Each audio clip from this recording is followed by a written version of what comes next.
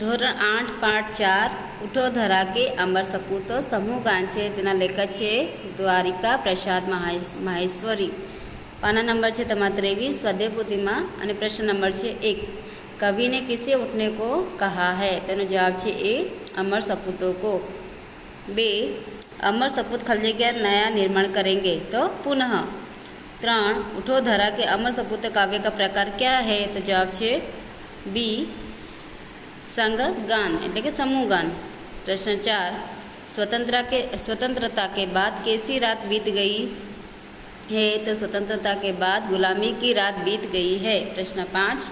स्वतंत्रता के पहले किसका अंधेरा था? तो स्वतंत्रता के पहले गुलामी की परतंत्रता का अंधेरा था. प्रश्न 4. गुलामी के बाद खलजेगा का सवेरा हुआ? तो आज़ादी का.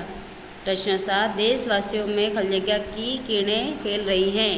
तो विचारों की. प्रश्न 8. आज़ादी के बाद सभी लोग अपने जीवन में किसका अनुभव कर रहे हैं? तो आ प्रश्न जवाब तमारे वर्कबुक में आपेलो है, तमे 2 वखत वाँची लेजो. प्रश्न 9. लोगों के मन में खलजेगा है और हौसलों की नई खलजेगा है? तो पहला में आवशे उमंगे और बीजा में आवशे लहरे. प्रश्न 10. आज देशवासी खलजेगा सांस ले रहे हैं? तो खुलकर.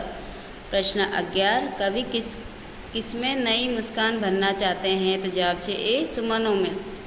प्रश्न 12. युग युग के खलजेगा सुमनों में नई नई मुस्कान भरो? तो मुरझे. प्रश्न नंबर 13. देश की आज़ादी के बाद देशवासियों में क्या क्या बदलाव आया? अपने शब्दों में लिखे. इस प्रश्न का उत्तर तुम्हारे वर्कबुक में है, 2 बार पढ़ना. प्रश्न नंबर 14. डाल डाल पर बैठ खलजेगा कुछ नए स्वरों में गाते हैं? तो बिहग. बिहग એટલે કે पक्षी. प्रश्न नंबर 15. पक्षी और भंवरे क्या कर रहे हैं? तो पक्षी नए स्वरों में गीत गा रहे हैं और भंवरे गुंजारा करते हुए मस्ती से मंडरा रहे हैं. पाना नंबर 24 में प्रश्न नंबर 16. नवयुग की नूतन वीणा में कवि ने क्या भरने को कहा है? तो नवयुग की नूतन वीणा में कवि ने नए राग और नए गान भरने को कहा है. प्रश्न 70. कली कली कहाँ खिली हुई है? तो कली कली उद्यान में खिली हुई है. प्रश्न 18. कवि किसके मंगलमय ध्वनि गुंजित करना चाहते हैं? तो इनका जवाब है सी जग के उद्यान में. प्रश्न नंबर 19. आज़ादी के सूरज को रोशनी से भरता भारत माता का शरीर कैसा लगता है? तो आज़ादी के सूरज की रोशनी से भारत माता का शरीर सुनहरा लगता है. प्रश्न नंबर 20.